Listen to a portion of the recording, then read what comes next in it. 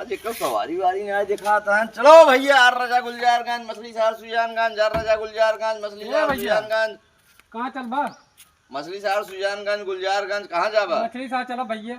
मछली शहर जावा, 500 रुपये भाड़ा है भैया। ठीक भैया चला।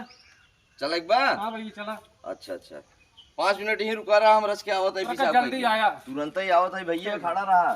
ठीक। क्यों सवारी आए तो रोके रहे। भैया कहाँ जाए गाड़ी? जाम भाई मछली शहर। भैया मैं बात साहपुर जाए। चला 500 रुपये सब भाड़ा लागे। टाइम भैया उसे कम ना करबा। नहीं यार। ला भाई 5 लेगा। ठीक हम भैया पान खा के आइए, 5 मिनट रुका रहा। ये भैया एक गाड़ी ये लटका है बगल में, हट। कार है और क्या कर रहा है? अबे के भैया 500 रुपये लेजन बात साहपुर जाए गाड़ी। गाड़ी हमारा है, केका 500 रुपये दे दी है, चूतिये मनाई जेका दी है वही खेर भागी है। हट साले जय हेर वही।